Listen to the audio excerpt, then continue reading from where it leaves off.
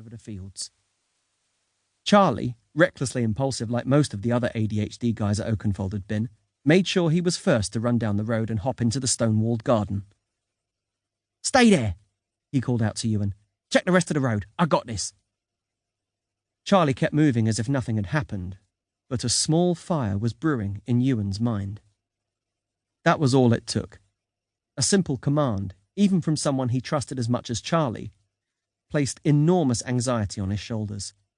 Having PDA meant having the same need for day-to-day control that humans in general had, except basic demands pierced the heart of his comfort zone. The feeling of losing control resulted in extreme anxiety, and the extreme anxiety sometimes resulted in violence. PDA was the reason he had been excluded from half a dozen mainstream schools, the reason he couldn't hear a request without feeling personally threatened, the reason people spent his childhood thinking he was some kind of monster, rather than a terrified child. The fire in Ewan's mind was put out quickly as the silence of the evening air was ruptured. Somewhere, at the far end of the road, something had fired a gunshot. Clone soldiers outside New London Citadel. I thought those days were over. The bullet had not been aimed at them. Even clones were too smart to fire from half a village away. Ewan, Alex and Charlie took their positions in the overgrown gardens. It was impossible, but it happened anyway.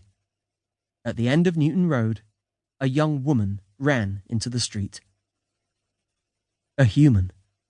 She had to be. 11 months had passed since Takeover Day, the single day when Nicholas Grant had marched out his clone soldiers and imprisoned the British population in his giant walled citadels. And in all that time, Ewan had never seen a female clone. Another gunshot spat up the tarmac next to her feet. She stumbled into a garden across the road and took no chances on the front door being locked. Instead, she ran at top speed and leapt sideways into the front window. It didn't smash like she had hoped.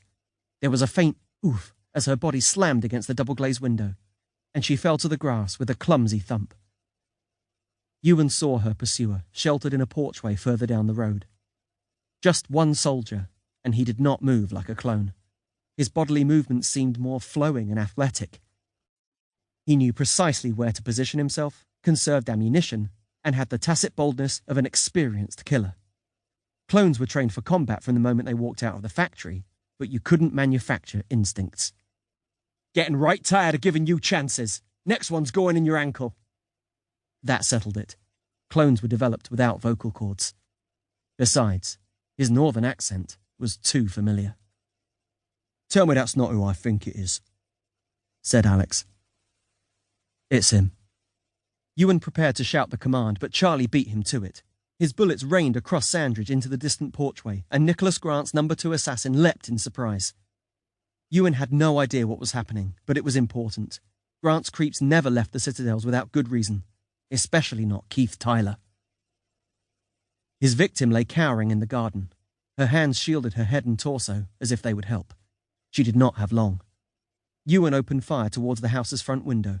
It shattered into 1,000 glass shards, which fell like crystal rain onto the screaming figure beneath. "She can thank me later." When the shards came to rest, the young woman scrambled to her feet and leapt through the empty remains of the window frame.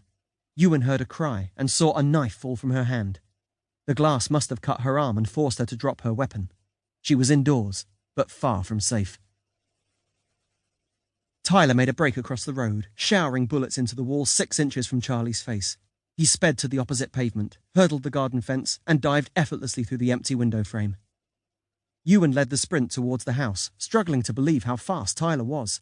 The man must have been pushing 40. Alex arrived first, but knew better than to follow Tyler inside. He signalled towards the side alley, and Ewan nodded. Before he ran, Ewan inspected the knife dropped by the window. It was coated with sticky blood, congealed like globs of jelly. "Clone blood," he muttered. "Few hours old. She's had a busy night." He ran down the alley with Charlie in tow and paused at the end of the path.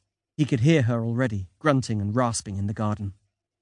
Ewan retrieved the dental mirror from his pocket, standard equipment for Dr. McCormick's Underdogs, and poked it around the wall. Keith Tyler was between the overgrown bushes and the line of abandoned washing.